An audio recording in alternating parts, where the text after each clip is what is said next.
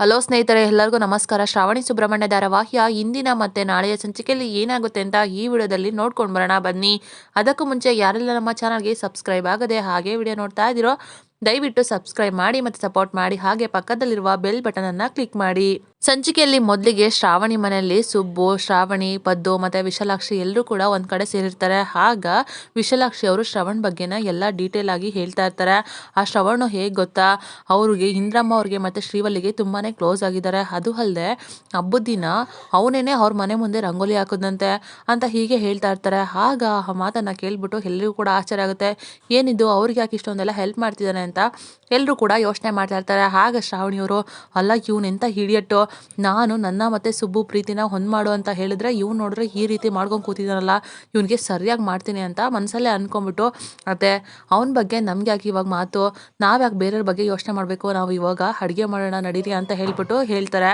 ಆಗ ಶ್ರಾವಣಿ, ಧನಲಕ್ಷ್ಮಿ ಮತ್ತೆ ವಿಶಾಲಾಕ್ಷಿ ಮೂರು ಜನ ಕೂಡ ಕಿಚನ್ ಕಡೆ ಹೋಗ್ತಾರೆ. ಆಗ ಪದ್ದು ಅವರು, ಸುಬ್ಬು ನಾನು ನಿನ್ನ ಜೊತೆ ಸ್ವಲ್ಪ ಮಾತಾಡಬೇಕು ಬಾರಪ್ಪ ಅಂತ ಹೇಳ್ಬಿಟ್ಟು ಕರ್ಕೊಂಡು ಹೋಗ್ತಾರೆ.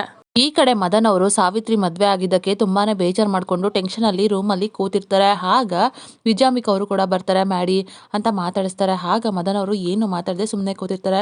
ಮ್ಯಾಡಿ, ಹೀಗಾಗಿರೋದಕ್ಕೆ ತುಂಬಾನೇ ಬೇಜಾರಾಗಿದೆ ಅಂತ ನನಗೆ ಗೊತ್ತು, ಆದ್ರೆ ಏನ್ ಮಾಡ್ಲಿ, ಪರಿಸ್ಥಿತಿ ಆಗಿತ್ತು. ನಾವೇನಾದ್ರೂ ಆ ರೀತಿ ಮಾಡಲಿಲ್ಲ ಅಂತಂದಿದ್ರೆ ನಮ್ಮ ಕತೆ ಏನಾಗ್ತಿತ್ತು ಗೊತ್ತಾ, ನಾವು ಹೊರಗಡೆ ಇರಬೇಕಾಗಿತ್ತು, ನಮ್ಮ ಜೀವನನೇ ನಾಶ ಆಗ್ತಿತ್ತು.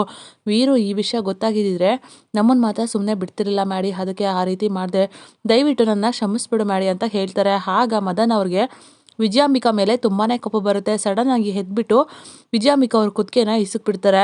ಆಗ ವಿಜಯಾಂಬಿಕಾ ಅವರು, ಮ್ಯಾಡಿ ಏನ್ ಮಾಡ್ತಿದ್ಯಾ, ಬಿಡು ಮ್ಯಾಡಿ ಅಂತ ಹೇಳ್ತಾ ಇದ್ರು ಕೂಡ ಮದನ್ ಅವರು ವಿಜಯಾಂಬಿಕಾನ ಸಾಯಿಸೋದಿಕ್ಕೆ ಪ್ರಯತ್ನ ಪಡ್ತಾ ಇರ್ತಾರೆ. ಅಷ್ಟರಲ್ಲಿ ಸಾವಿತ್ರಿ ಕೂಡ ಬರ್ತಾರೆ. ಮದನ್ ಅವರ ಏನ್ ಮಾಡ್ತಿದ್ದೀರಾ, ಬಿಡಿ ಬಿಡಿ ಅಂತ ಹೇಳ್ತಾನೆ ಇರ್ತಾರೆ. ಆಗ ಮದನ್ ಅವ್ರಿಗೆ ಸಾವಿತ್ರಿ ಮೇಲೂ ಕೋಪ ಬರುತ್ತೆ. ಜೋರಾಗಿ ಹೊಡೆಯೋದಿಕ್ಕೆ ಅಂತ ಕೈ ಎತ್ಬಿಡ್ತಾರೆ. ಅಷ್ಟರಲ್ಲಿ ಸುಬ್ಬು ಮತ್ತೆ ಶ್ರಾವಣಿ ಮದನ್ ಅವ್ರಿಗೆ ವಾರ್ನಿಂಗ್ ಅಂತ ಹೇಳಿರ್ತಾರೆ. ನೋಡು, ನೀನು ಸಾವಿತ್ರಿನ ತುಂಬಾನೇ ಚೆನ್ನಾಗಿ ನೋಡ್ಕೋಬೇಕು, ಇದನ್ನ ವಾರ್ನಿಂಗ್ ಅಂತ ನಾನು ಅನ್ಕೋ ಅಥವಾ ವಾರ್ಡರ್ ಅಂತ ನಾನು ಅನ್ಕೋ, ಆದ್ರೆ ಅವಳಿಗೆ ಏನಾದ್ರು ತೊಂದರೆ ಆಯ್ತು ಅಂದ್ರೆ ನಾವು ಮಾತ್ರ ಸುಮ್ಮನೆ ಬಿಡೋದಿಲ್ಲ, ನಿನ್ ಜೀವನ ಜೈಲ್ ಪಾಲಾಗುತ್ತೆ, ಹುಷಾರ್ ಅಂತ ಹೇಳಿರ್ತಾರೆ. ಆ ಮಾತನ್ನ ನೆನಪು ಮಾಡ್ಕೊಂಡು ಕೈ ಎತ್ತಿದ್ನ ಮತ್ತೆ ಸುಮ್ಮನೆ ಆಗ್ತಾರೆ. ಅವರು, ನೋಡಿ ನನಗೆ ಸಾವಿತ್ರಿನೂ ಬೇಡ, ಅಮ್ಮ ನೀನು ಬೇಡ, ದಯವಿಟ್ಟು ಇಬ್ರು ಹೋಗ್ಬಿಡಿ ಅಂತ ಹೇಳ್ತಾರೆ. ಆಗ ವಿಜಯಾಂಬಿಕಾ ಅವರು ಸಾವಿತ್ರಿನ ಹೊರಗಡೆ ಕಳಿಸ್ಬಿಟ್ಟು ಮದನ್ ಅವ್ರ ಜೊತೆ ಮಾತಾಡೋದಕ್ಕೆ ಅಂತ ಬರ್ತಾರೆ.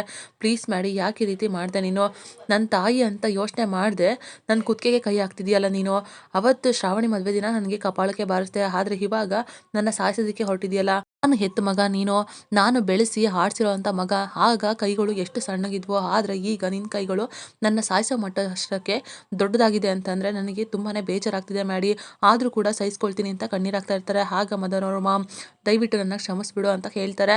ಆಗ ವಿಜಯಾಂಬಿಕಾ ಅವರು, ನೋಡು ಮ್ಯಾಡಿ, ಇಷ್ಟೆಲ್ಲ ಮಾಡ್ತಾ ಇರೋದು ನಿನ್ಗೋಸ್ಕರ, ನಾನು ಬದುಕಿರೋದೇ ನಿನ್ಗೋಸ್ಕರ, ಏನ್ ಮಾಡ್ಲಿ, ನಮ್ಗೆ ಸಮಯ ಬರೋವರೆಗೂ ನಾವು ಕಾಯಲೇಬೇಕಾಗುತ್ತೆ ಅಂತ ಹೇಳ್ತಾರೆ. ಆಗ ಮದನ್ ಅವರು, ಅಮ್ಮ ನನಗೆ ಈಗ ಕೋಪ ತುಂಬಾ ಇದೆ, ಈ ಕೋಪ ತೀರೋಕ್ಕೂ ಮುಂಚೆ ಆ ಶ್ರಾವಣಿ ಸುಬ್ಬು ಮೇಲೆ ನಾನು ಪ್ರತಿಕಾರ ತೀರಿಸ್ಕೊಳ್ಳೇಬೇಕು, ಏನಾದರೂ ಮಾಡಲೇಬೇಕು ಅಂತ ಹೇಳ್ತಾರೆ.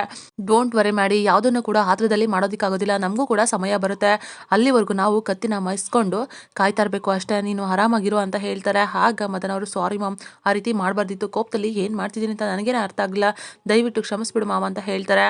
ಈ ಕಡೆ ಕಾಂತಮ್ಮ ಅವರು, ನಾನು ಅನ್ಕೊಂಡಿದ್ದನ್ನ ಮಾಡಬೇಕು, ಕಾರ್ತಿಕೇಯ ಮತ್ತೆ ಶ್ರಾವಣಿ ಮೇಡಮ್ ಅವ್ರ ನಡುವೆ ನಾನು ಕಿಡಿಕಾರಾಗಿ ಮಾಡಿ ಅವರಿಬ್ಬರನ್ನ ದೂರ ಮಾಡಬೇಕು, ಇದರಿಂದ ನನಗೆ ದುಡ್ಡು ಸಿಗುತ್ತೆ, ಬೇಕಾದಷ್ಟು ಕಾಂಚನ ಸಿಗುತ್ತೆ ಅಂತ ಹೇಳ್ಬಿಟ್ಟು ವಿಜಯಾಂಬಿಕಾ ಅವ್ರಿಗೆ ಫೋನ್ ಮಾಡ್ತಾರೆ. ಮೇಡಮ್ ನಿಮಗೆ ಒಂದು ಬಿಸಿ ಬಿಸಿ ಸುದ್ದಿ ಇದೆ ಅಂತ ಹೇಳ್ತಾರೆ. ನೋಡು ಕಾಂತಮ್ಮ, ಏನು ವಿಷಯ ಇದ್ರೂ ಕೂಡ ಬೆಳಗ್ಗೆ ಹೇಳೋ, ಆದರೆ ನನಗೆ ಇವಾಗ ತಲೆ ಬಿಸಿ ಆಗಿದೆ, ಸ್ವಲ್ಪ ಕೆಲವೊಂದು ವಿಷಯದಲ್ಲಿ ಬಿಸಿ ಆಗ್ಬಿಟ್ಟಿದ್ದೀನಿ, ನೀನು ಇವಾಗ ಏನು ಹೇಳೋದು ಬೇಡ ಅಂತ ಹೇಳ್ತಾರೆ. ಆಗ ಕಾಂತಮ್ಮ ಅವರು, ಮೇಡಮ್ ನಿಮ್ಮ ತಲೆ ಬಿಸಿ ಆಗಿದ್ರೆ ನಾವು ಅದನ್ನು ತಂಪು ಮಾಡ್ತೀವಿ, ಈಗ ಒಂದು ಬಿಸಿ ಬಿಸಿ ಸುದ್ದಿ ಇದೆ, ಅದನ್ನು ನೀವು ನೋಡಿದ್ರೆ ನಿಜವಾಗ್ಲೂ ತುಂಬಾನೇ ಖುಷಿ ಪಡ್ತೀರಾ, ಶ್ರಾವಣಿ ಮತ್ತೆ ಸುಬ್ಬು ಇಬ್ರು ಕೂಡ ಡಿವೋರ್ಸ್ ಆಗಬೇಕು, ಆ ರೀತಿ ಒಂದು ಘಟನೆ ನಡೆಯುತ್ತೆ, ನೋಡಿ ಮೇಡಮ್ ವಿಡಿಯೋ ಕಾಲ್ ಮಾಡಿ ಅಂತ ಹೇಳ್ತಾರೆ. ಆಗ ವಿಜಯಾಂಬಿಕಾ ಅವರು ಕಾಂತಮ್ಮಂಗೆ ಫೋನ್ ಮಾಡ್ತಾರೆ. ಆಗ ಕಾಂತಮ್ಮ ಅವರು ಶ್ರಾವಣಿ ಮತ್ತೆ ಕಾಂತಮ್ಮ ಇಬ್ರು ಕಾಣೋ ರೀತಿ ಫೋನನ್ನ ವಿಡಿಯೋ ಕಾಲ್ ಆನ್ ಮಾಡಿಬಿಟ್ಟು ವಿಂಡೋದಲ್ಲಿ ಇರ್ತಾರೆ. ಅಷ್ಟರಲ್ಲಿ ಶ್ರಾವಣಿ ಮೇಡಮ್ ಬನ್ನಿ, ನಿಮ್ಮ ಹತ್ರ ಒಂದು ವಿಷಯ ಮಾತಾಡಬೇಕು ಅಂತ ಕೂಡ ಕರೀತಾರೆ. ಆಗ ಶ್ರಾವಣಿ ಅವ್ರು ಬಂದ್ಬಿಟ್ಟು, ಏನು ಕಾಂತಮ್ಮ, ಏನು ವಿಷಯ, ಯಾಕೆ ಈ ರೀತಿ ಕರಿತಿದ್ದೀರಾ ಅಂತ ಹೇಳ್ತಾರೆ. ನಾನು ನಿಮ್ಗೆ ಒಂದು ವಿಷಯ ಹೇಳಬೇಕು, ಅದನ್ನು ಹೇಗೆ ಹೇಳಬೇಕು ಅಂತ ಗೊತ್ತಾಗ್ತಾ ಇಲ್ಲ, ನಿಮಗೆ ಆ ವಿಷಯನ ಕೇಳಿಬಿಟ್ರೆ ಎಷ್ಟು ಬೇಜಾರಾಗ್ತಿರೋ ಅಂತ ಅನ್ನಿಸ್ತಾ ಇದೆ ಅಂತ ಹೇಳ್ತಾರೆ. ಆಗ ಶ್ರಾವಣಿ ಅವರು, ಕಾಂತಮ್ಮ ಏನು ವಿಷಯ, ಅದನ್ನು ನೇರವಾಗಿ ಹೇಳಿ ಅಂತ ಹೇಳ್ತಾರೆ. ಆಗ ಕಾಂತಮ್ಮ ಅವರು ಹೇಗೆ ಹೇಳಿ ಅಂತ ಗೊತ್ತಾಗ್ತಾನೆ ಇಲ್ಲ. ಈ ಮನೆ ಮಗ ದಾರಿ ತಪ್ತಾ ಇದ್ದಾನೆ, ಅಂದ್ರೆ ಕಾರ್ತಿಕೇಯ ದಾರಿ ತಪ್ತಾ ಇದ್ದಾನೆ. ನಿಮ್ಮನ್ನ ಬಿಟ್ಟು ಬೇರೆ ಯಾವುದೋ ಒಂದು ಹುಡುಗಿನೇ ಪ್ರೇಮ ಪತ್ರ ಬರ್ತಿದ್ದಾನೆ ಅಂತ ಹೇಳ್ಬಿಡ್ತಾರೆ. ಆಗ ಶ್ರಾವಣಿ ಅವರು ಕಾಂತಮ್ಮ ಅವರ ಏನು ಮಾತಾಡ್ತೀರಾ ನೀವು, ಯಾಕೆ ಈ ರೀತಿ ಮಾತಾಡ್ತೀರಾ?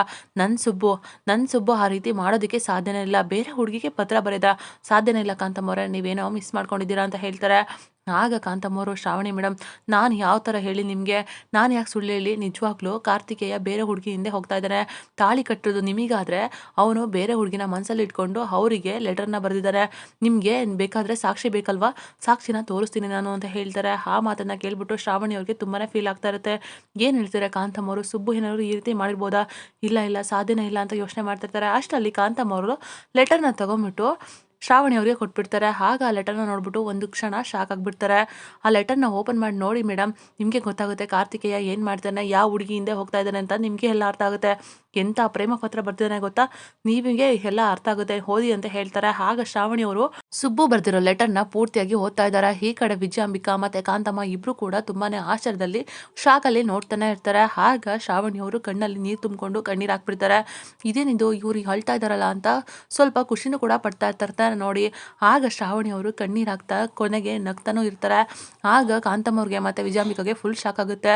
ಸುಬ್ಬು ಬರ್ದಿರೋ ಲೆಟರಲ್ಲಿ ಪ್ರತಿಯೊಂದು ಪದನ ನೋಡ್ಬಿಟ್ಟು ಓದ್ಬಿಟ್ಟು ಶ್ರಾವಣಿ ಅವರು ಆನಂದ ಭಾಷ್ಮನ ಸುರಿಸ್ಬಿಟ್ಟು, ಕಾಂತಮ್ಮವರೇ ದಯವಿಟ್ಟು ನನಗೆ ಈ ಲೆಟರ್ನ ತಂದುಕೊಟ್ಟು ಎಂಥ ಒಳ್ಳೆ ಕೆಲಸ ಮಾಡಿಬಿಟ್ರಿ, ನೀವು ನನ್ನ ಪಾಲಿಗೆ ದೇವರಾಗ್ಬಿಟ್ರಿ, ತುಂಬಾ ಥ್ಯಾಂಕ್ಸ್ ಕಾಂತಮ್ಮ ಅಂತ ಹೇಳ್ಬಿಡ್ತಾರೆ. ಆಗ ಕಾಂತಮ್ಮಗೆ ಸ್ವಲ್ಪನೂ ಅರ್ಥ ಆಗೋದಿಲ್ಲ. ಏನಿದು ಈ ರೀತಿ ಹೇಳ್ತಾ ಇದ್ದಾರೆ ಮೇಡಮ್, ನೀವು ಸರಿಯಾಗಿ ಲೆಟರ್ನ ಓದಿಲ್ಲ ಅನ್ಸುತ್ತೆ, ಯಾಕೆ ಈ ರೀತಿ ಹೇಳ್ತಿದ್ದೀರಾ, ಸರಿಯಾಗಿ ಲೆಟರ್ನ ಓದಿ ಅಂತ ಹೇಳ್ತಾರೆ. ಆಗ ಶ್ರಾವಣಿ ಅವರು, ಕಾಂತಮ್ಮವರೇ ನನಗೆ ಈ ಲೆಟರ್ನ ತಂದುಕೊಟ್ಟಿದ್ದಕ್ಕೆ ತುಂಬಾ ಥ್ಯಾಂಕ್ಸ್. ಸುಬ್ಬು ನನ್ನ ಎಷ್ಟು ಪ್ರೀತಿ ಮಾಡ್ತಿದ್ದಾರೆ, ಸುಬ್ಬು ಪ್ರೀತಿಗೋಸ್ಕರ ನಾನು ತುದಿಗಾಲಲ್ಲಿ ಕಾಯ್ತಾ ಇದ್ದೆ, ಆದರೆ ಅವ್ನ ಪ್ರೀತಿ ಗೊತ್ತಾಗದೆ ಒದ್ದಾಡ್ತಾನೂ ಇದ್ದೆ.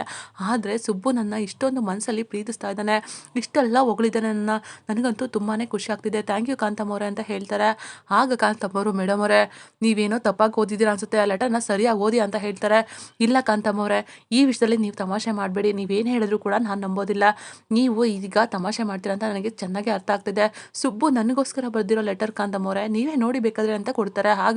ಆಗ ಕಾಂತಮ್ಮ ಅವರು, ನಾನು ಈ ಲೆಟರಲ್ಲಿ ರಮಾ ಅಂತ ಬರೆದಿದ್ದೆ ಅಲ್ವಾ, ಆದರೆ ಆ ಪದನೇ ಕಾಣಿಸ್ತಾ ಇಲ್ವಲ್ಲ, ಎಲ್ಲಿ ಮಾಯ ಆಗ್ಬಿಡ್ತು, ಈಗ ಏನಪ್ಪ ಮಾಡಲಿ, ಈ ರೀತಿ ಎಡವಟ್ ಆಗ್ಬಿಟ್ಟಿದೆ, ಈಗ ನನ್ನ ವಿಜಯ ಮೇಡಮು ನನ್ನೇ ಮಾಯ ಮಾಡಿಬಿಡ್ತಾರೆ, ಏನಪ್ಪ ಮಾಡಲಿ ಅಂತ ಲೆಟರ್ನ ನೋಡ್ತಾ ಇರ್ತಾರೆ. ಆಗ ಶ್ರಾವಣಿಯವರು ಲೆಟರ್ನ ಇಸ್ಕೊಂಡ್ಬಿಟ್ಟು, ಕಾಂತಮ್ಮವ್ರೆ ಥ್ಯಾಂಕ್ ಯು ಕಾಂತಮ್ಮವ್ರೆ, ಇವತ್ತು ನನ್ನ ಜೀವನದಲ್ಲಿ ಬದಲಾವಣೆ ಆಗಿದೆ ಅಂದರೆ ಅದಕ್ಕೆ ನೀವೇ ಕಾರಣ, ಸುಬ್ಬು ಪ್ರೀತಿನ ನನಗೆ ಗೊತ್ತಾಯಿತು, ಇದಕ್ಕೆಲ್ಲ ನೀವೇ ಕಾರಣ, ಥ್ಯಾಂಕ್ ಯು ಅಂತ ಹೇಳ್ಬಿಟ್ಟು ಕಾಂತಮ್ಮವ್ರನ್ನ ಹಗ್ ಮಾಡ್ತಾರೆ. ಆಗ ವಿಜಯಾಂಬಿಕಾಗೆ ಕಾಂತಮ್ಮ ಮಾಡಿದ್ದನ್ನು ನೋಡ್ಬಿಟ್ಟು ತುಂಬಾ ಕೋಪ ಬರುತ್ತೆ. ಏನೋ ಮಾಡೋಕ್ಕಾಗಿ ಏನೋ ಆಯ್ತಲ್ಲಪ್ಪ ಅಂತ ಹೇಳ್ಬಿಟ್ಟು ಕಾಂತಮ್ಮ ಅವರು ಒಳಗೊಳಗೆ ದುಃಖ ಪಡ್ತಾ ಇರ್ತಾರೆ. ಈ ಕಡೆ ಸಾವಿತ್ರಿ ಅವರು ಒಂದ್ ಕಡೆ ಬಂದು ನಿಂತ್ಕೊಂಡು ಅಳ್ತಾ ಇರ್ತಾರೆ. ಅಷ್ಟರಲ್ಲಿ ವಂದನಾ ಅವ್ರು ಕೂಡ ಬಂದ್ಬಿಡ್ತಾರೆ. ಸಾವಿತ್ರಿ ಏನಿದೆಲ್ಲ, ಏನು ಅಂತಾನೆ ನನ್ನ ಹತ್ರ ಹೇಳಿಲ್ಲ, ಅಷ್ಟೆಲ್ಲ ಕೇಳಿದೆ ಅಲ್ವಾ, ಮದನ್ ನಿನ್ನ ಪ್ರೀತಿ ಮಾಡ್ತಿದ್ದ, ಇಬ್ರು ಕೂಡ ಒಬ್ರಿಗೊಬ್ರು ಪ್ರೀತಿಸ್ತಾ ಇದ್ರ, ಏನು ಅಂತ ಹೇಳಲೇ ಇಲ್ವಲ್ಲ ನನ್ನ ಹತ್ರ, ಯಾಕೆ ಸಾವಿತ್ರಿ ಅಳ್ತಿದ್ಯಾ ಹೇಳು ಅಂತ ಹೇಳ್ತಾರೆ. ಆಗ ಸಾವಿತ್ರಿ ಅವರು, ಅಕ್ಕ ನನಗೆ ಇವಾಗ ಏನು ಹೇಳಬೇಕು, ಯಾವುದಕ್ಕೆ ಉತ್ತರ ಕೊಡಬೇಕು ಅಂತ ನನಗೆ ಸ್ವಲ್ಪನೂ ಗೊತ್ತಾಗ್ತಿಲ್ಲ ಅಂತ ಅಳ್ತಾನೆ ಇರ್ತಾರೆ. ಆಗ ವಂದನಾ ಅವರು, ಸಾವಿತ್ರಿ ಏನಪ್ಪ ನೀನು ಯಾಕೆ ಹಿಂಗೆ ಕಳ್ತಿದ್ಯಾ, ಅಂದರೆ ಮದನ್ ನಿನ್ನ ಪ್ರೀತಿ ಮಾಡಿಲ್ವಾ, ಹಾಗಾದರೆ ಮೋಸ ಮಾಡಿ ನಿನ್ನ ನಂಬಿಸಿ ಮದುವೆ ಆದ್ನ, ಹಾಗಾದರೆ ನಿನಗೆ ಅಂತ ಹೇಳೋದಕ್ಕೆ ಹೋಗ್ತಾರೆ. ಆಗ ಸಾವಿತ್ರಿ ಅವರು ಏನು ಅಂತ ಪೂರ್ತಿ ಹೇಳೋಕ್ಕೂ ಆಗದೆ ಬಿಡೋಕ್ಕೂ ಆಗದೆ ಒದ್ದಾಡಿಕೊಂಡು ವಂದನಾ ಅವ್ರನ್ನ ತಪ್ಕೊಂಡು ಕಣ್ಣೀರು ಹಾಕ್ತಿರ್ತಾರೆ. ಅಕ್ಕ ನೀವು ಅವತ್ತು ಒಂದು ಮಾತು ಹೇಳಿದ್ರಿ, ಈ ಸಿಟಿಯವರು ಬಣ್ಣ ಬಣ್ಣದ ಮಾತುಗಳನ್ನು ಹೇಳ್ತಾರೆ, ನಂಬಿಸ್ತಾರೆ, ಪ್ರೀತಿ ಅನ್ನೋ ಹೆಸರಲ್ಲಿ ಮೋಸ ಮಾಡ್ತಾರೆ, ಆದರೆ ನೀನು ಯಾವುದೇ ಕಾರಣಕ್ಕೂ ನಂಬೇಡ ಅಂತ ಹೇಳಿದ್ರಿ, ಆ ಮಾತನ್ನ ನಾನು ಕೇಳಬೇಕಾಗಿತ್ತು, ಆ ಮಾತನ್ನ ನಾನು ಕೇಳಿಲ್ಲ ಅಕ್ಕರೆ, ಅದಕ್ಕೆ ಇವತ್ತು ನಾನು ಮೋಸ ಹೋಗಿ ಈ ಪರಿಸ್ಥಿತಿನಲ್ಲಿ ನಿಂತೀನಿ ಅಕ್ಕ ಅಂತ ಹೇಳ್ತಾರೆ. ಆಗ ವಂದನವರು, ಸಾವಿತ್ರಿ ಆಗೋದೆಲ್ಲ ಆಗೋಗಿದೆ, ಆದರೆ ನೀನು ಇವಾಗ ಅಳೋದ್ರಲ್ಲಿ ಯಾವುದೇ ರೀತಿ ಪ್ರಯೋಜನ ಇಲ್ಲ, ಅಳ್ಬೇಡ, ಸಮಾಧಾನ ಮಾಡ್ಕೊ ಅಂತ ಹೇಳ್ತಾ ಇರ್ತಾರೆ. ಅಲ್ಲ, ನನ್ನ ಮೇಲೆ ಅಜ್ಜಯ್ಯ ಅವರು ಎಷ್ಟು ನಂಬಿಕೆ ಇಟ್ಟಿದ್ರು, ನಾನು ಸಾಯಕ್ಕೂ ಕೂಡ ಹೋಗಿದೆ ಅಕ್ಕ, ಸಾಯಕ್ಕೆ ಹೋದಾಗ ಅಜ್ಜಯ್ಯರ ಕಾಲ್ ಬಂತು, ಹಾಗಾಗಿ ಅವತ್ತು ನಾನು ಉಳ್ಕೊಂಡಿದ್ದೀನಿ, ಈ ರೀತಿ ಇರುವಾಗ ಅಜ್ಜಯ್ಯಂಗೆ ನಾನು ಹೇಗೆ ಮುಖ ತೋರಿಸ್ಲಿ, ನನ್ನ ಅವರೆಲ್ಲ ಕ್ಷಮಿಸ್ತಾರ ಅಂತ ಹೇಳ್ತಾರೆ. ಆಗ ವಂದನವರು, ನೋಡು ಸಾವಿತ್ರಿ ಇರೋ ಪರಿಸ್ಥಿತಿನ ಅವ್ರ ಹತ್ರ ಹೇಳು, ಅವರು ನಿಜವಾಗ್ಲೂ ನಿನ್ನ ಕ್ಷಮಿಸ್ತಾರೆ, ನೀನೇನು ಹೆದರ್ಕೋಬೇಡ, ನೀನು ಅಂದ್ಕೊಂಡಿರೋವಷ್ಟು ಆ ಮದನ ಮತ್ತು ವಿಜಯಾಂಬಿಕಾ ಒಳ್ಳೆಯವರಲ್ಲ, ಅವರು ಮನುಷ್ಯ ರೂಪದಲ್ಲಿರೋ ರಾಕ್ಷಸರು, ಇನ್ನು ಮುಂದೆ ನಾನು ನಿನ್ನ ಜೊತೆ ಇರ್ತೀನಿ ಸರಿನಾ ಅಂತ ಹೇಳ್ಬಿಟ್ಟು ಧೈರ್ಯ ಹೇಳ್ತಾರೆ. ಕಡೆ ಮಾರ್ನಿಂಗು ಶ್ರಾವಣಿ ಮತ್ತು ಸುಬ್ಬು ಇಬ್ರು ಕೂಡ ಹೊರಗಡೆ ಹೊರಟಿರ್ತಾರೆ. ಅದನ್ನೇ ವಿಜಯಾಂಬಿಕಾ ಅವರು ತಿಳ್ಕೊಂಬಿಟ್ಟು, ಶ್ರಾವಣಿ ನನ್ನ ಜೊತೆನೇ ಆಟ ಆಡ್ತಿದ್ಯಾ ನೀನು, ನಾನು ನಿಮ್ಮನ್ನ ಮಾತ್ರ ಯಾವುದೇ ಕಾರಣಕ್ಕೂ ಒಂದಾಗೋದಕ್ಕೆ ಬಿಡೋದಿಲ್ಲ ಅಂತ ಮನಸ್ಸಲ್ಲೇ ತುಂಬಾ ಕಿಚ್ಚಿಂದ ಬೈಕೊಂಡು ಶ್ರಾವಣಿ ಮತ್ತು ಸುಬ್ಬು ಹೊರಗಡೆ ಹೋಗೋದನ್ನು ತಿಳ್ಕೊಂಬಿಟ್ಟು ಅವರಿಬ್ಬರ ಕತೆನ ಮುಗಿಸೋದಕ್ಕೆ ರೌಡಿಗಳಿಗೆ ಹೇಳ್ತಾರೆ. ಆಗ ಆ ರೌಡಿಗಳು ಶ್ರಾವಣಿ ಮತ್ತು ಸುಬ್ಬು ಬರೋದನ್ನೇ ಕಾಯ್ಬಿಟ್ಟು ರೋಡಲ್ಲಿ ಅಡ್ಡ ಹಾಕಿ ನಿಲ್ಲಿಸ್ತಾರೆ. ಆಗ ಶ್ರಾವಣಿ ಮತ್ತು ಸುಬ್ಬು, ಏನಿದು ಅಂತ ತುಂಬಾ ಗಾಬರಿ ಪಡ್ಕೊಳ್ತಾ ಇರ್ತಾರೆ. ಆಗ ಶ್ರಾವಣಿಯವರು ಸುಬ್ಬು ಯಾರೋ ಇವರೆಲ್ಲ ಯಾರು ಅಂತ ಕೇಳ್ತಾ ಇರ್ತಾರೆ. ಆಗ ಸುಬ್ಬು ಅವರು ಏನೋ ಮೇಡಮ್ ಗೊತ್ತಿಲ್ಲ ಅಂತ ಹೇಳ್ತಿರ್ತಾರೆ. ಆಗ ಸುಬ್ಬು ಅವ್ರಿಗೆ ಆ ರೌಡಿಗಳೆಲ್ಲ ಹೊಡೆದ್ಬಿಡ್ತಾರೆ. ಆಗ ಸುಬ್ಬು ತಲೆಯಲ್ಲಿ ರಕ್ತ ಕೂಡ ಸುರಿತಾ ಇರುತ್ತೆ. ಸುಬ್ಬು ಅವರು ಹೊಡೆತಕ್ಕೆ ಕೆಳಗೆ ಬಿದ್ದುಬಿಡ್ತಾರೆ. ಆಗ ಶ್ರಾವಣಿ ಅವರು ಜೋರಾಗಿ ಸುಬ್ಬು ಅಂತ ಕೂಗ್ತಾ ಅಳ್ತಾ ಇರ್ತಾರೆ. ಆಗ ಶ್ರಾವಣಿ ಕೂಗಿಗೆ ಸುಬ್ಬು ಕೂಡ ಎಚ್ಚರ ಆಗ್ಬಿಡ್ತಾರೆ. ಆಗ ಸುಬ್ಬು ಅವರು ನಿಧಾನಕ್ಕೆ ಎದ್ಬಿಟ್ಟು ಆ ರೌಡಿಗಳಿಗೆ ಸರಿಯಾಗಿ ಬಾರಿಸ್ಬಿಡ್ತಾರೆ. ರೌಡಿಗಳೆಲ್ಲ ಅಲ್ಲಿಂದ ಹೋಗ್ತಾರೆ. ನಂತರ ಅಲ್ಲಿ ಮಾರ್ಕೆಟ್ ಕೂಡ ಇರುತ್ತೆ. ಆಗ ಹೂವಿನ ಮಾರ್ಕೆಟ್ ಇರೋದ್ರಿಂದ ಹೂವುಗಳೆಲ್ಲ ಮೇಲೆ ಬಿದ್ದುಬಿಡುತ್ತೆ. ಅಷ್ಟರಲ್ಲಿ ಸುಬ್ಬು ಕೈಗೆ ಒಂದು ಬೊಕ್ಕೆ ಕೂಡ ಸಿಗುತ್ತೆ. ಆಗ ಹೂವಿನ ಬೊಕ್ಕೆನ ತಗೊಂಡ್ಬಿಟ್ಟು ಶ್ರಾವಣಿಯವ್ರಿಗೆ ಕೊನೆಗೂ ಕೂಡ ಪ್ರಪೋಸ್ ಮಾಡೇ ಬಿಡ್ತಾರೆ. ತನ್ನ ಮನಸ್ಸಿನ ಪ್ರೀತಿ ಮಾತನ್ನ ಕೂಡ ಶ್ರಾವಣಿಗೆ ಹೇಳ್ತಾರೆ. ಶ್ರಾವಣಿ ಅನ್ಕೊಂಡಾಗೆ ಸುಬ್ಬು ಅವರು ಶ್ರಾವಣಿಗೆ ಪ್ರಪೋಸ್ ಮಾಡಿದ್ದಾರೆ. ಶ್ರಾವಣಿಗೂ ಕೂಡ ತುಂಬಾನೇ ಖುಷಿ ಆಗ್ಬಿಟ್ಟಿದೆ. ಶ್ರಾವಣಿ ಸುಬ್ಬು ಪ್ರೀತಿನ ಒಪ್ಕೊಂಡಿದ್ದಾರೆ. ಇದಾಗಿತ್ತು ಈ ಸಂಚಿಕೆ. ನಮ್ಮ ವಿಡಿಯೋ ನಿಮಗೆ ಇಷ್ಟ ಆಗಿದ್ದಲ್ಲಿ ಒಂದು ಲೈಕ್ ಮಾಡಿ. ಮುಂದಿನ ವಿಡಿಯೋಗಳಿಗಾಗಿ ನಮ್ಮ ಚಾನಲನ್ನು ಸಬ್ಸ್ಕ್ರೈಬ್ ಮಾಡಿ ಮತ್ತು ಸಪೋರ್ಟ್ ಮಾಡಿ. Thank you.